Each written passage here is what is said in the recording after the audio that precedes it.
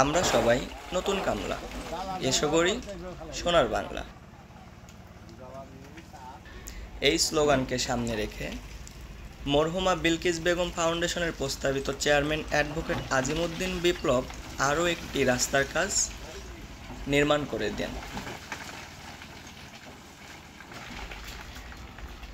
20 বছরের বেশি সময় ধরে অবহেলিত সন্তোষ বাগবাড়ির রাস্তাটি বছরের 12 মাসের 11 মাসই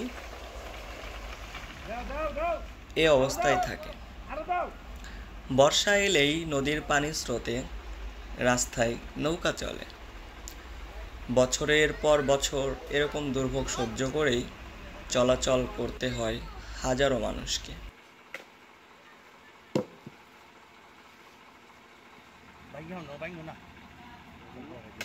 এই রাস্তাটি ব্যবহার করেন হাজারো গ্রামের মানুষ।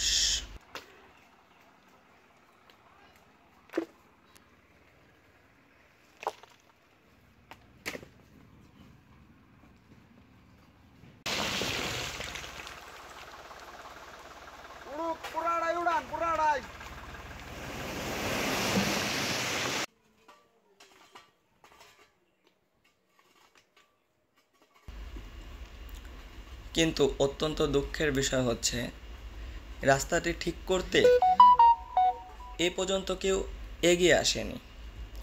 তাই আমরা নতুন কামলা, এসো গড়ি সোনার বাংলা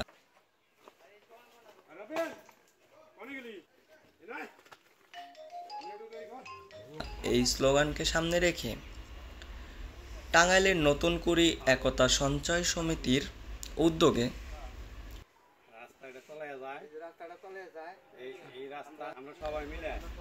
মরহুমা বিলকিস ফাউন্ডেশন আর্থিক সহায়তায় রাস্তায় রাবিশ ফেলে কাউন্সিলরে আমরা বহুত কইলাম, কোনদিন কাউন্সিলরে এনে আমরা আঙ্গুরে দেখ পারি না। কাউন্সিলরে না পারে আমগরে উদ্যোগ নিয়া টাঙ্গাইল পৌরসভার সন্তোষ বাগবাড়ি 7 নং ওয়ার্ডে রাস্তার কাজ করেন।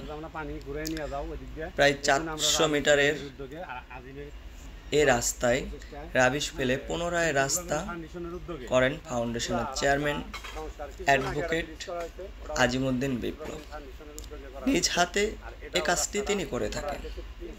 আমি সুজন কর্মকার, দেশ দেশান্তর 24 টিভি, টাঙ্গাইলের সন্তোষ থেকে।